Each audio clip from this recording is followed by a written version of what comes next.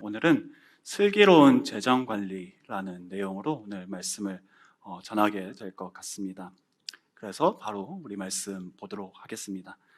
재정은 영적인 것이고 재물 전에 성품이 중요합니다. 디모데전서에 이런 말씀이 있죠. 우리 모두가 다 잘 아는 말씀일 텐데요. 6장 10절 말씀입니다. 이렇게 나와 있어요. 돈을 사랑함이 일만 악의 뿌리가 되나니 이것을 탐내는 자들은 미혹을 받아 믿음에서 떠나 많은 근심으로써 자기를 찔렀도다.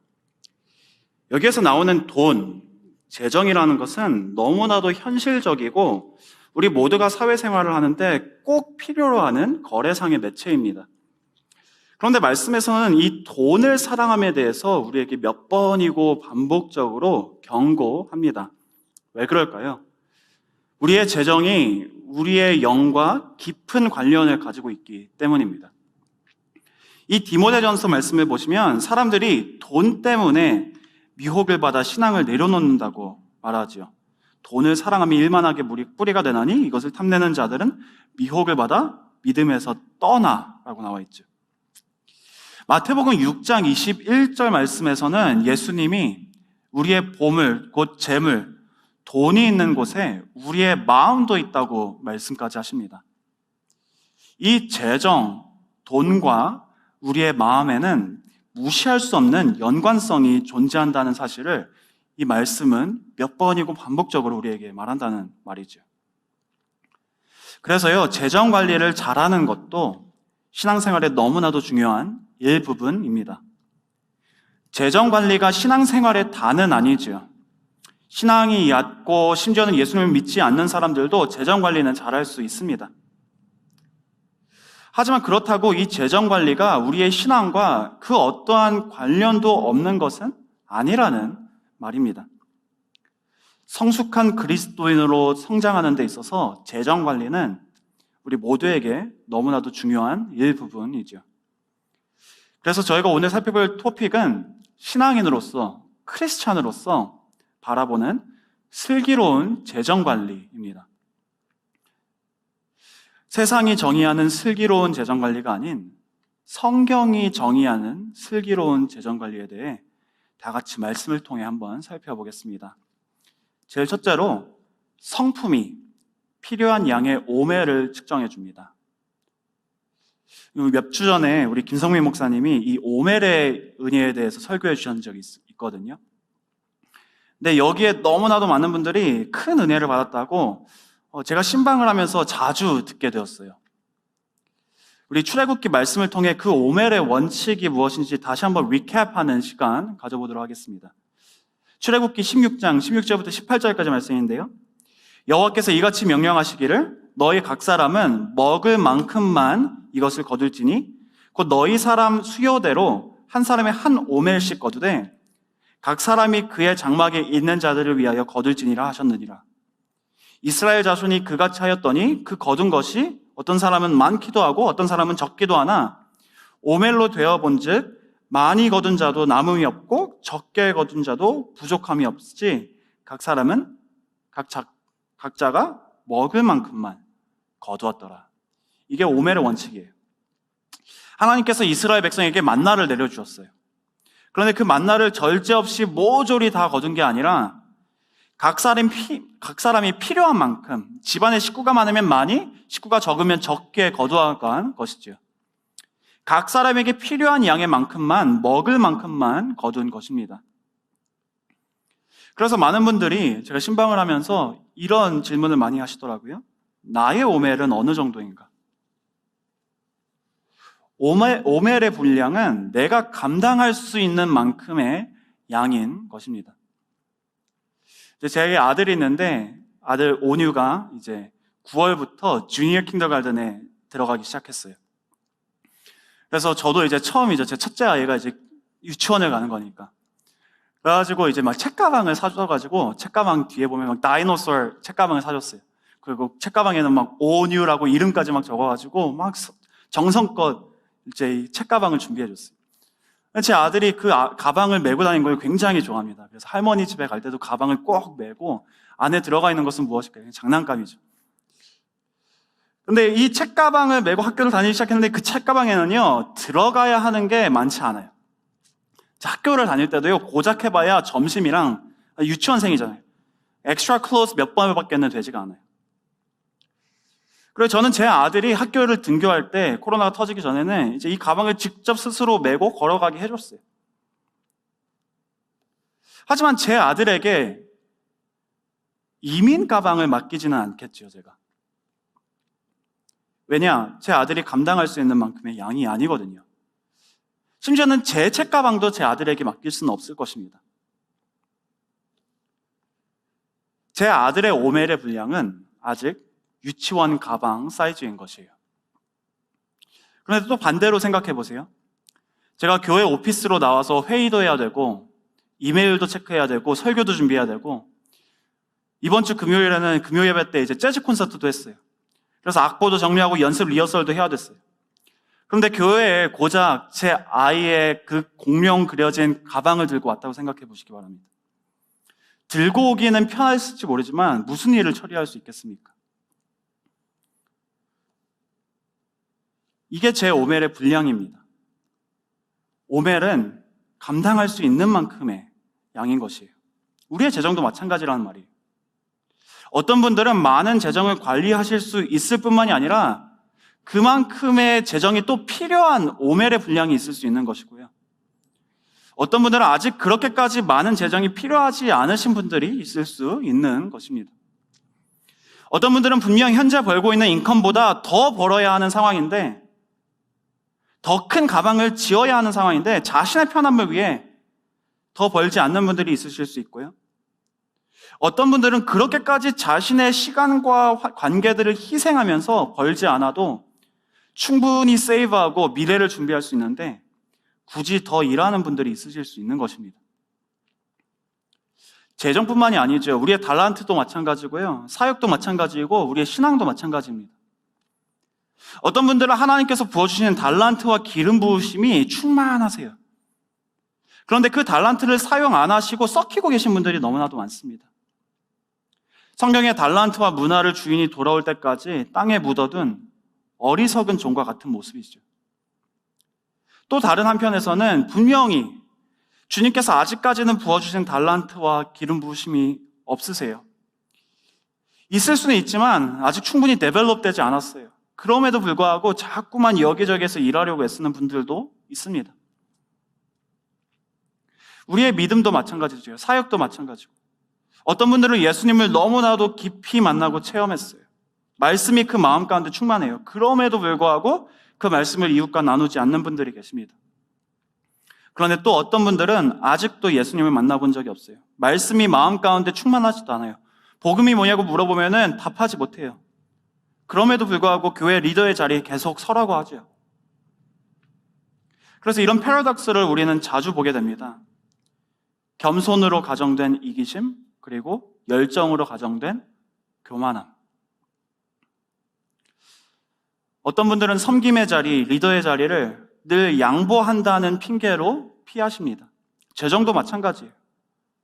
렌트비, 모르게지, 수많은 엑스펜스를 다 고려해보면 늘 마이너스인데 그럼에도 불구하고 가난함이 어떤 트로피인 마냥 사시는 분들이 계십니다. 하지만 결국 이렇게 사는 것은 누구를 위한 삶입니까? 자기 자신을 위한 이기적인 삶이에요.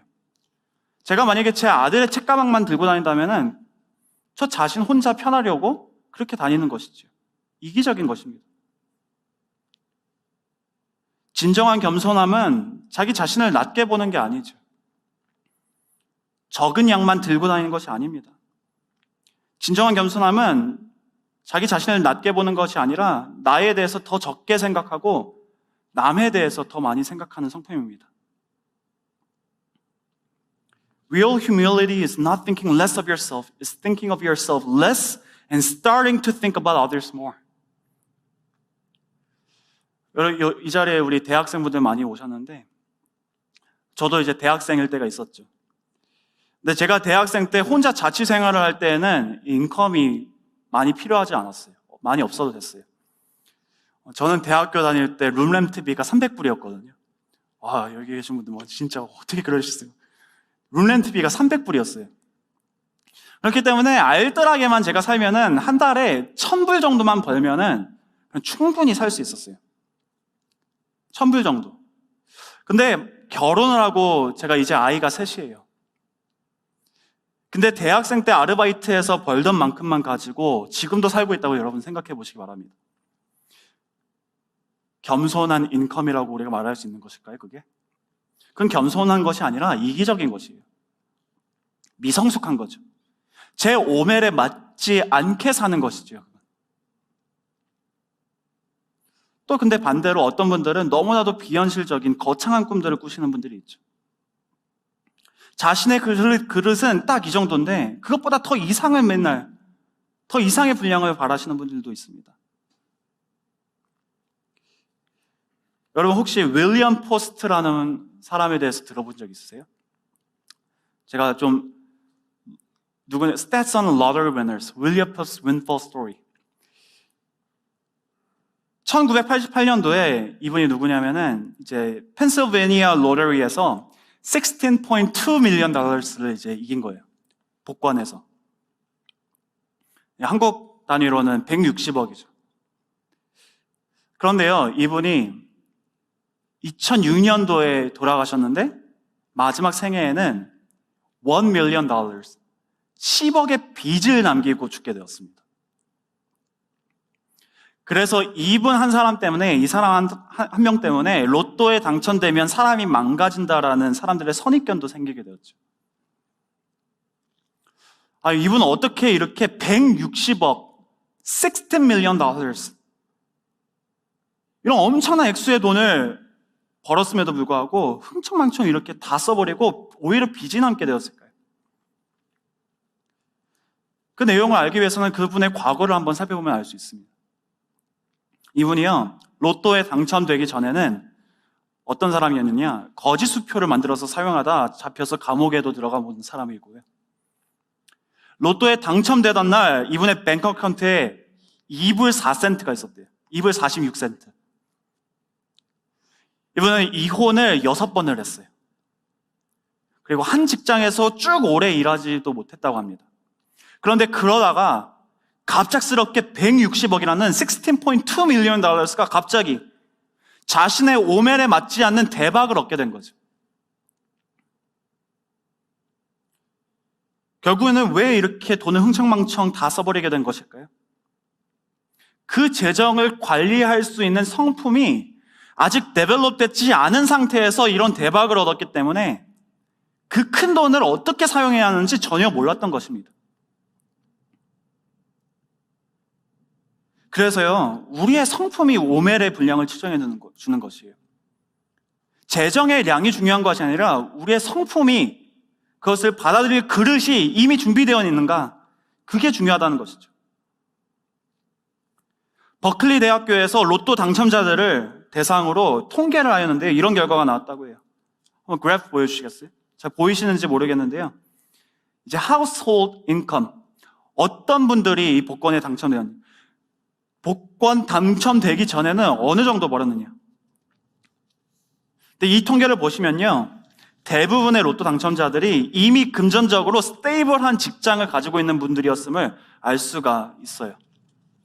그러니까 대다수가 57%가 they earned $25,000 and over per month겠죠? 아니면 네, 그렇겠죠. 왜냐면 under $5,000는 뭐 한 달에 5,000불, 아니면은 뭐 1983년도였으니까 뭐 그때는 뭐 금율이 더 낮았을 수도 있고, 어쨌든 다들 이렇게 돈을 잘 버는 사람들이었던 것이, 다들 스테이블한 직장을 가지고 있는 분들이었음을 알 수 있습니다. 그런데 이런 분들이요, 이렇게 스테이블한 직장을 가지고 있던 사람들이 대다수였는데 로또가 당첨되고 나서 work behavior가 어떻게 바뀌었는지 한번 봐보세요. 다음 그래프 보여주시기 바랍니다. 가장 많은 사람들이 249명이나 되는 56%의 사람들이 복권에 당첨되었음에도 불구하고 their work behavior stayed the same. 많은 때 우리는 사람들이 로또에 당첨되면 다니던 직장도 그만두고 일도 적게 할 것이라고 예상합니다. 그런데 오히려 반대의 결과가 나왔죠. 대부분은 로또에 당첨돼도 여전히 자신들이 원래 하던 대로 열심히 일했다는 통계가 나왔습니다. 그래서 이 스탯에 대해서 이렇게 나오더라고요. 버클리 대학교에서 One of the most common stereotypes about lottery winners is that they immediately spend all of their winnings in a hedonistic, often alcoholic spree. But this is a rare phenomenon. The author has identified less than 10 such cases out of 900 subjects in 15 years.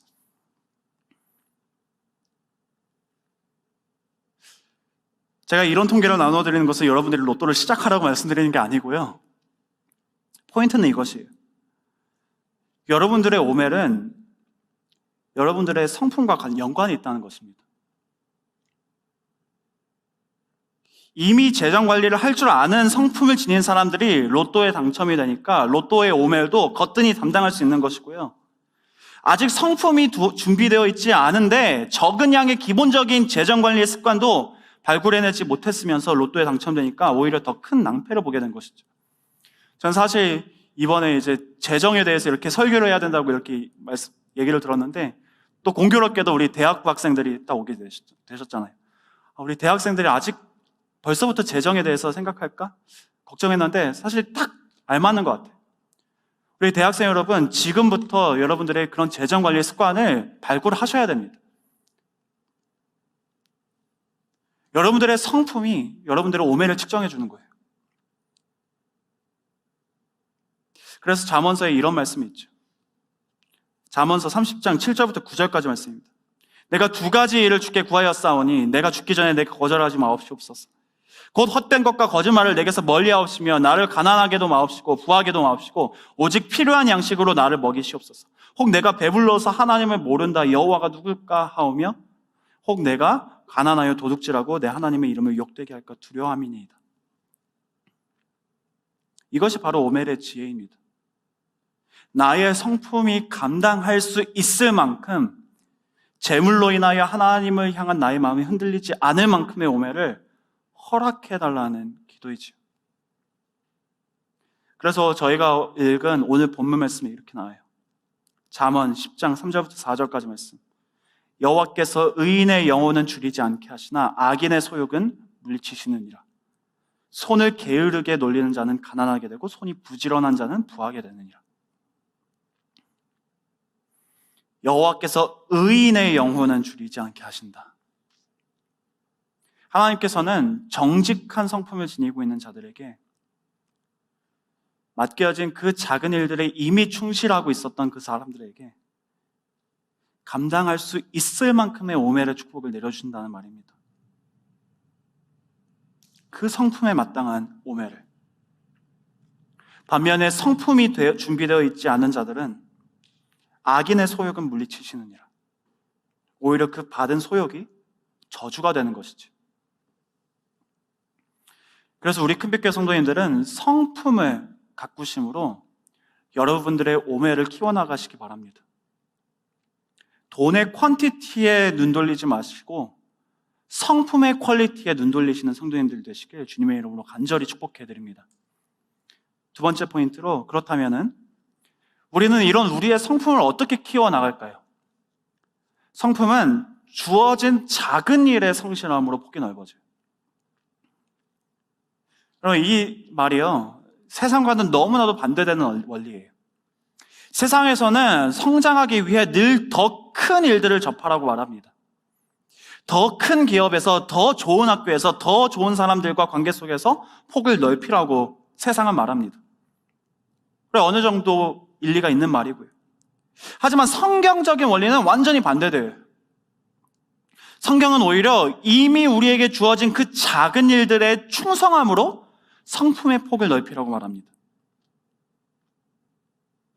그래서 성경적으로 봤을 때 노예 제도를 충분히 거부할 수 있지만 여러분 성경책 읽어보시면요, 성경 자체에서는 이 노예로 사는 사람들에게 자유함이 주어진 게 아니라면 굳이 자유해지려고 애쓰지 말고 자신의 분량에 맞게 자신에게 주어진 신분과 환경 속에서 그 작은 일들을 그냥 성실하게 일하라고, 그냥 노예 신분으로 살라고까지, 그렇게까지 얘기가 나옵니다. 재정도 마찬가지예요. 신앙도 마찬가지고요. 어떤 대박이 우리로 더 좋은 재정의 청지기로 빚어주는 게 아닙니다. 로또 당첨되니까 이제부터 재정 관리를 잘할 수 있게 되는 게 아니에요. 우리의 신앙도 마찬가지예요. 어떤 대박 크리스찬 컨퍼런스가 갑작스럽게 우리를 더 좋은 크리스찬으로 빚어주는 게 아니에요. It's about the little things that you do on the little things that you already have. 오늘 하루 10시간 운동했다고 갑자기 몸이 좋아지는 게 아니에요. 하루에 30분씩 매일 운동하면서 점차 gradually 몸이 좋아지는 것이죠. 그래서 잠언서에 이렇게 나옵니다. 잠언서 13장 11절 말씀 읽어보시기 바라요. 이렇게 나와 있어요. 망령되이 얻은 재물은 줄어가고 손으로 모은 것은 늘어가느니라. 근데 이 말씀이 영어로 이렇게 표현돼요. 똑같은 말씀입니다. ESV에 Wealth gained hastily will dwindle, but whoever gathers little by little will increase it. 아까 손이라고 나와 있잖아요. 손으로 일한 것이다. 노동을 말하는 것이다. 조금씩 얻는 것을 말하는 것이. Little by little. 갑자기 순간적으로 빨리 얻은 재물은 금방 사라지지만 손으로 모은 것, 노동해서 조금씩 모은 재정을 말하는 것이에요. 이렇게 너무나도 작고 하찮아 보이는 작은 일에 성실할 때 우리의 재물은 늘어간다는 지혜를 성경은 말해주고 있는 것입니다. 그래서 우리는 우리에게 맡겨진 작은 일들을 잘 돌봐야 합니다. 나에게 맡겨진 작은 일들을 돌봐야 합니다. 잠언서 27장 23절 말씀에 이렇게 나와 있어요. 내 양떼의 형편을 부지런히 살피며 내 소떼의 마음을 두라. 여기에서 나오는 양떼는 무엇을 상징하는 것일까요? 3000년 전 이스라엘에는 은행이 아니라 이제 자신의 돈이 아니라 가축이 그 사람의 재산을 상징했죠. 가축이 그 사람의 재물이었어요. 양떼의 형편을 부지런히 살피라는 것은 곧 재정 형편을 부지런히 살피라는 말과 같습니다. 아무리 집이 있어도 가축들이 다 죽으면은 they went bankrupt. 근데 뭐라고 나와요? 내 양떼의 형편을 부지런히 살피며 내 소떼에게 마음을 두라. 남의 양떼의 형편을 부지런히 살펴라. 남의 소떼의 마음을 두라 말하지 않죠. 너에게 이미 맡겨진 그 양들과 그 소들에게 마음을 두고 부지런히 살피라. 이미 갖추고 있는 일들을, 이미 갖추고 있는 재물과 재산들을, 여러분들의 재정을 돌보라는 말이죠. 내게 없는 것들에 눈 돌리기 전에 나에게 이미 있는 것들에 눈 돌리라는 말입니다. 너무나도 많은 때 우리는 더 커 보이는 남의 떡에 눈을 돌려요. 너무나도 많은 때 이 직장 저 직장에 눈을 돌리고 이 교회 저 교회에 눈을 돌리고 이 학교 저 학교에 눈을 돌립니다. 심지어는 남의 남편, 남의 아내에게 눈 돌리는 사람들도 있죠. The grass always looks greener on the other side.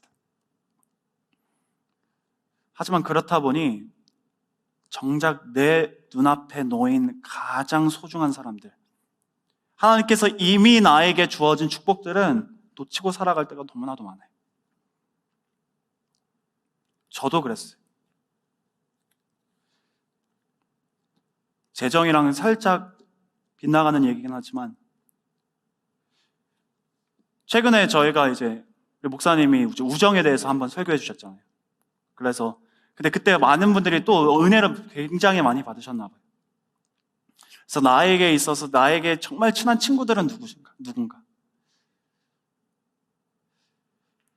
나에게 있어서 나의 우정은 어떻게 되는가? 그래서 제가 어느 목장을 방문했는데 저도 이제 제 믿음의 친구들에 대해서 이제 나눌 수 있는 기회가 생기고 그래서 막 이 친구 저 친구 막 얘기를 하기 시작한 거죠. 아, 내가 말이야 나는 막 진짜 막 초등학생 때부터 같이 지내던 내 친구들이 있어. 아, 나에게는 지금 막 미국에 가가지고 거기서 완전 잘 나가는 그런 친구들도 있어. 그래서 나는 1년에 한 번씩 만나는데 굉장히 친구들 중에 이런 친구 저런 친구들이 있어. 이렇게 막 신나게 1년에 한 번, 10년에 한 번 볼까 말까 하는 친구들 자랑을 막 하고 있는 거예요, 제가. 그래서 이 친구 저 친구 얘기를 막 하는데 막상 되돌려 보니까 한번 다시 곰곰이 생각해 보니까 놓치고 있는 게 있더라고요. 진짜 나와 가까운 친구들은 누구인가?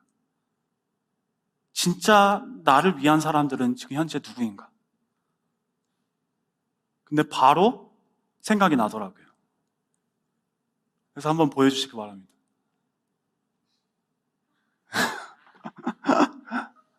또 보여주세요.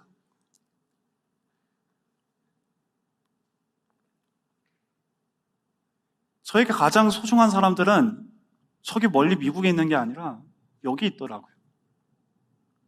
제가 돌봐야 하는 사람들은 어디 멀리 있는 남들의 게 아니라 바로 여기 있더라고요.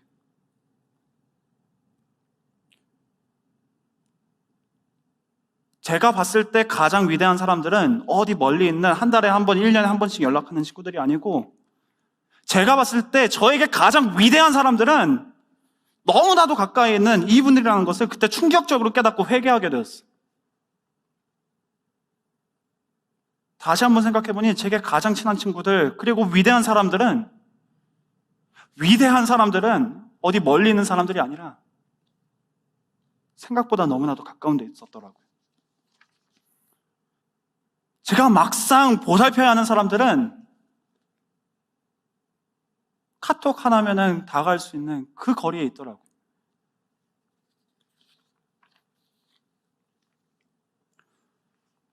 우리는 얼마나 자주 우리에게 주신 크다 큰 하나님의 축복을 작게 여기고 생각하는지. 이미 주셨는데. 우리의 재정도 마찬가지예요, 여러분. 이미 우리에게 베푸신 달란트들 돌봐야 하는 버젯이 있고 인컴이 있어요.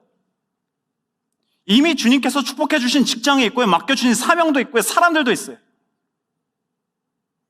하지만 너무나도 많은데 우리는 이렇게 우리에게 이미 맡겨주신 일들을 작게 여기고 자꾸만 다른 것들에만 눈 돌리죠.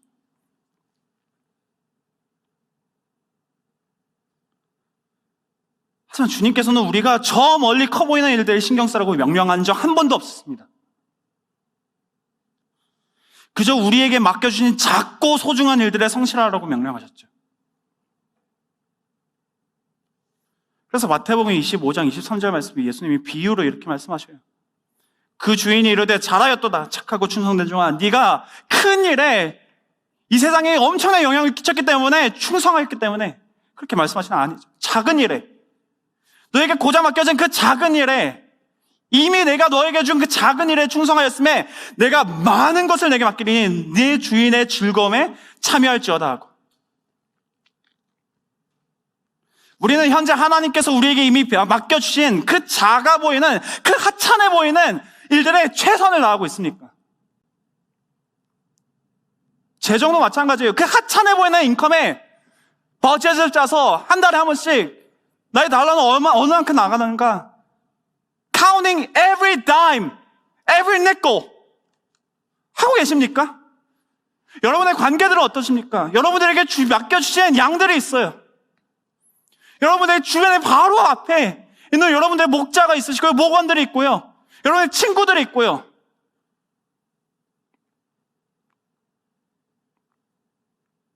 우리에게 맡겨주신 그 작은 재정을, 우리에게 맡겨주신 그 작은 사람들을, 바로 코앞에 있는 사람들을, 이미 주신 사람들에게 여러분들의 관심을 쏟고 있습니까?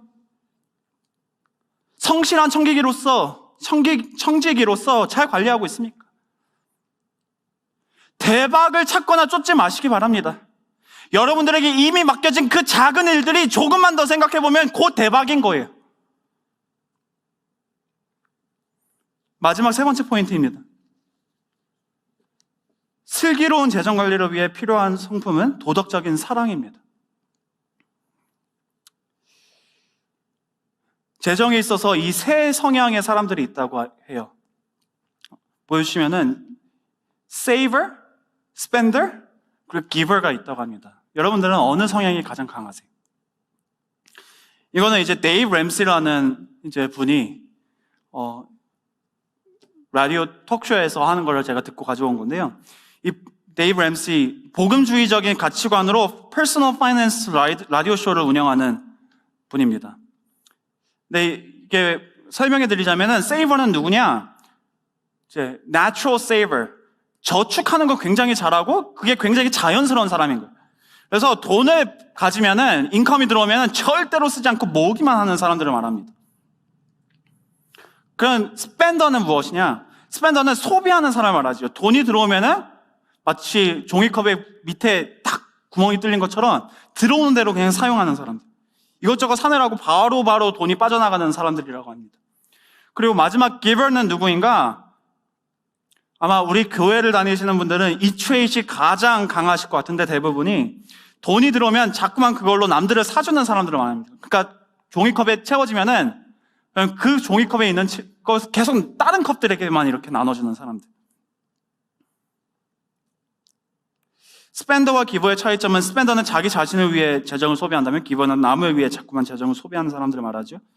그런데요, 이 saving, spending, 그리고 giving 트레이트 중 불필요한 사람의 성향은 하나도 없다고 말을 하더라고요.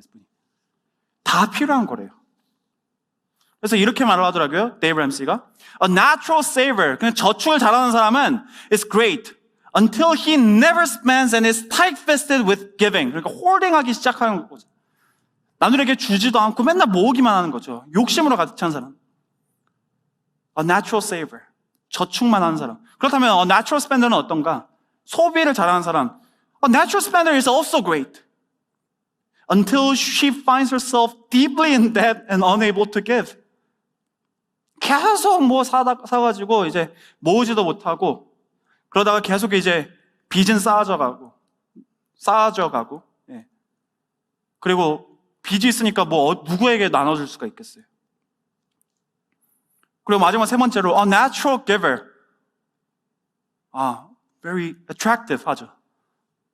뭐든지 이렇게 나눠주는 사람. A natural giver is great until, 근데 이렇게 giving을 잘하는 사람들도 문제점이 있을 수 있다는 것이에요. A natural giver is great until there are no savings when a problem arises and there is no personal enjoyment of money. 소비도 못하고 저축도 못하고 저축을 안 하다 보니까 갑자기 어떤 일이 빵 터졌는데 예기치 못한 거죠. 그러니까 이제 그때 확 망하고 뱅크럽트 당하고 결국 돈을 저축하고 소비하고 또 나누어주는 이 모든 성향들은 동일하게 중요하고 서로 간의 균형과 조화가 잘 이루어져야 한다는 포인트예요, 이게. Saver, spender, giver. 그래서 저희가 다 같이 잠언 31장에 나오는 현숙한 여인을 보면서 이 세 가지 성향을 다 찾아봤으면 합니다. 이 현숙한 여인에 대한 잠언이 이제 잠언서 가장 마지막에 나오거든요. 근데 이 현숙한 여인에 대한 이 잠언시가 뭐 배우자 잘 찾아라 이런 의도로 사실 쓰여진 게 아니라고 신학자분들이 몇 분이 얘기를 하더라고요. 왜 잠언서 가장 마지막에 이 현숙한 여인에 대해서 말하고 끝날까요? 잠언서 1장부터 30장, 31장 앞부분까지 막 하면서 이렇게 지혜를 찾아라, 지혜를 쫓아라. 그래서 결국에는 자, 결혼 잘해라. 이렇게 끝나려고 쓰여진 게 아니라 이 현숙한 여인이요, 앞에서 말한 그 모든 잠언서를 서머라이즈 해주는 그런 표본으로 이 마지막에 잠언서가 끝나면서 현숙한 여인을 썼다고 합니다. 그래서 슬기로운 사람은 이 현숙한 여인은 어떻게 자신의 재정을 관리하는지 한번 보시기 바라요.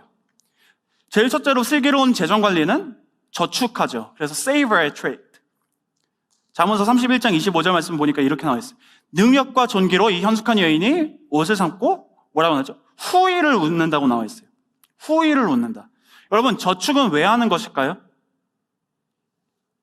이 말씀에 현숙한 여인은 후의를 웃는다고 말해요. 미래를 걱정하지 않는다는 말이죠. 저축은 왜 하느냐? 미래를 위해 하는 거예요. 저축의 의도가 무엇일까요? 미래를 위한 것이죠. 그냥 재물만 모으면 뭐합니까? 재물이 많다고 그 사람에게 무슨 영향이 있습니까? Money only has value because it was traded for labor at one point or the products of labor. 결국 누군가의 노동이나 노동이 만들어내는 생산물과 거래되지 않는다면 돈이라는 것은 아무런 가치가 없는 것이에요. 그런 게 돈입니다. 그냥 종이 한 장밖에 안 되는 거예요. 저축을 하는 이유는 미래에 그 재산을 사용하기 위함입니다. 오늘 말씀에 나온 이 현숙한 여인은 이렇게 미래를 위해서 저축할 줄 아는 사람이었다는 것이죠. She was a natural saver. 슬기롭게 재정을 관리하는 사람은 이렇게 미래를 위해 저축하는 사람입니다. 그래서 잠언서 21장 20절 말씀에 이렇게 나와 있죠. 지혜 있는 자의 집에는 귀한 보배와 기름이 있으나 미련한 자는 이것을 다 삼켜버리느니라. 영어로는 이 말씀이요. The wise store up choice food and olive oil. 이렇게 나와 있어요. They store up, 저축한다. 언제를 위해서? 미래를 위해서. 반면에 미련한 자는 저축하지 않고 곧장 바로 다 삼켜버린다고 나와 있죠. 결국 저축이란 무엇이냐? 오늘 즐길 수 있는 것을 참음으로 미래의 더 큰 즐거움을 위해 투자하는 일입니다. 투자인 것이. 그래서요, 저축은 아플 수밖에 없죠. Saving hurts. 왜냐하면 저축은 지연된 만족이기 때문입니다. It's a delayed gratification. 그래서 현숙한 여인은 어떻게 미래를 준비하는지 성경책이 있으신 분들은 성경책에서 찾아보시기 바래요. 31장에 Saving hurts, delayed gratification. 잠언서 31장 보시면 13절부터 15절까지에서는 미래를 위해 현재 얼마나 열심히 그리고 부지런히 일하는지 나오고요. 밤이 새기 전에 해가 뜨기 전부터 일어나가지고 부지런히 일하기 시작했다고 나오죠. 또 17절부터 19절까지는 자기 자신이 스스로 노동을 하며 일을 하고 해가 떨어지고 밤이 되었음에도 여전히 등불을 켜놓고 일을 한다고 나옵니다. 미래를 위해 오늘 고생하는 저축의 삶인 것이에요, 이게. 여러분들 그렇게 살고 계십니까? 미래를 위해서 현재 고생하는 것. 그래서 이런 말도 있잖아요. 젊어서 하는 고생은 나중에 사서도 한다고. 이렇게 슬기로운 사람들은 저축하는 사람들입니다. 미래를 위해 저축하는 사람들. 또 두 번째로 spender, 소비하는 것도 슬기로운 재정관리입니다. 31장 16절 말씀 보니까 밭을 보고 사며, 밭을 살펴보고 산다고 나와 있어요. 자기의 손으로 번 것을 가지고 또 포도원을 일구며, 포도원을 일구기 위해서 또 소비한다는 것이에요. 자기의 손으로 번 것으로. 자신이 저축한 것이 있으면 그것을 쓰지 않고 홀딩하는 것이 아니라 더 좋은 이득을 위해 소비할 줄 아는 사람이 슬기로운 사람이라고 말하는 것입니다. 자기의 손으로 번 것을 가지고 포도원을 일군다고 나와 있어요. 저축한 것을 가지고 투자할 줄 아는 사람이 말하는 것입니다. 그리고 또 세 번째로 슬기로운 재정관리는 잘 저축하고 잘 소비하는 것뿐만 아니라 잘 베풀 줄 아는 모습입니다. 이것이 슬기로운 재정관리예요. 아까 본 giver, 잠언서 31장 20절부터 21절까지 말씀에 현숙한 여인은 어떻게 하는지 보세요. 그 재정으로. 그는 공고한 자에게 손을 펴며 궁핍한 자를 위하여 손을 내밀며 자기 집사람들은 다 홍색 옷을 입었으므로 누가 지어준 거지? 누가 이 홍색 옷을 입혀준 거예요? 이 현숙한 여인이 입혀준 거예요. 눈이 와도 그는 자기 집사람들을 위하여 염려하지 아니하며. 슬기로운 재정관리는 이렇게 세 가지의 성향이 맞물릴 때 이루어지는 것입니다. 잘 저축하고 잘 소비하고 잘 베풀고. 이렇게 saving, spending, giving 하는 재정관리가 균형과 조화를 이룰 때 어떻게 되나요? 그때 이 현숙한 여인은 축복받은 사람, blessed person으로 바뀌게 되는 것이에요. 그래서 이렇게 하는 현숙한 여인을 바라보면서 어떻게 나오나요? 그의 자식들은 이 현숙한 여인을 바라보며 일어나 감사하며 and they call her blessed. 그의 남편은 칭찬하기를 턱행 있는 여자가 많으나 그대는 모든 여자보다 뛰어나다 하는 일. 칭찬을 받고 복되다 일컬음을 받게 되는 것입니다. 이것이 바로 슬기로운 재정관리를 하는 현숙한 여인의 모습이에요. 하지만 문제점, 우리는 이렇게 완벽하고 조화로운 재정관리를 할 수 없습니다. 우리는 잠언서에 나오는 이러한 현숙한 여인의 모습으로 살 수 없습니다. 과거를 돌아보세요. 여러분들 통장을 봐보세요. 누가 과연 그렇게 말할 수 있을까요? 나는 저축 잘한다. 나는 소비 잘한다. 나는 잘 베푼다. 여기에 나오는 이 현숙한 여인은 누구를 예표하는 것일까요? 우리를 예표하는 것일까요? 아닙니다. 이렇게 저축하고 소비하고 베푸는 이 현숙한 여인의 모습은요, 저는 우리 주 예수님을 상징한다고 생각해요. 우리가 그렇게 살 수 없기 때문에 우리 주님께서 우리를 대신하여 십자가의 죽으심으로 저축하시고 소비하시고 나눠주신 것입니다. 우리가 그렇게 못 살기 때문에. 이 현숙한 여인의 모습은요, 우리 주 예수 그리스도를 표현하고 예표해 줍니다. 그래서 Jesus was the ultimate saver, spender, and giver. 히브리서 12장 2절 말씀, 믿음의 주여 또 온전하게 하시는 이인 예수를 바라보자. 그는 그 앞에 있는 기쁨을 위하여. 무엇을 예수님께서 사신 건가요? 기쁨을 사셨대요. 그 기쁨을 위하여 십자가를 참으사. That's his natural saving instinct. 나중을 위해서 현재 고생하는 거예요. 미래를 위해서 현재 고생하는 것이에요. 십자가를 참으시는 거예요. 부끄러움을 개의치 아니하시더니 하나님 보좌 우편에 앉으셨느니라. 너무나도 슬기로운 재정관리.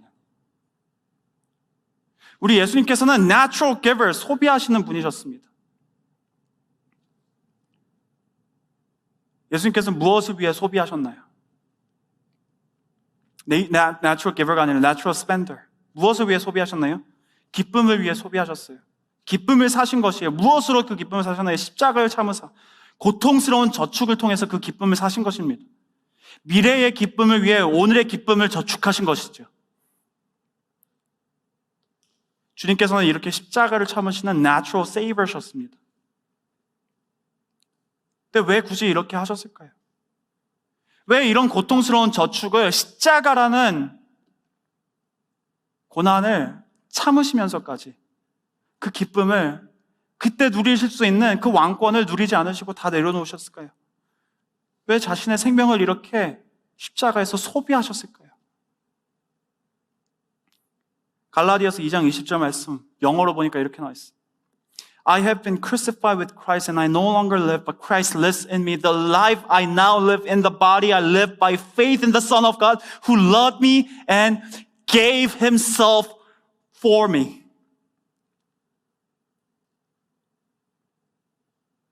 이게 예수님의 자연스럽게 베푸시는 natural instinct이셨던 거예요. 우리 주님께서는 natural giver세요. 우리에게 자기 자신을 너무나도 주기 원하셔서 우리에게 자기 자신을 내어주심을 기뻐하셔서 우리 주님께서는 자신의 생명을 소비하시며 우리를 사신 것입니다. 그래서 하나님은 우리에게 투자하시는 분이십니다. God is our investor. 여러분 요즘은 많은 분들이 굉장히 투자 많이 한다고 하더라고요. 근데 여러분 이거 아셨으면 좋겠어요. 지금 누군가는 여러분들에게 투자하고 있습니다. 그분은 바로 우리 하나님이세요. 하나님께서 여러분들에게 현재 투자하고 계신 분이십니다. 하나님께서는 예수님의 십자가 보혈로 우리에게 투자하셨습니다. 우리를 위해 그 십자가를 참으사 저축하셨고요. 주님의 보혈로 우리를 사셨으며 우리에게 당신의 모든 것을 내어주셨습니다. 그래서 로마서 말씀에 이렇게 나와 있죠. 로마서 8장 32절 말씀 읽고 말씀 마치려고 합니다. 자기 아들을 아끼지 아니하시고 우리 모든 사람을 위하여 내주시니가 어찌 그 아들과 함께 모든 것을 우리에게 주시지 아니하겠느냐. 예수님이 슬기로운 재정관리의 가장 위대한 표본 되십니다.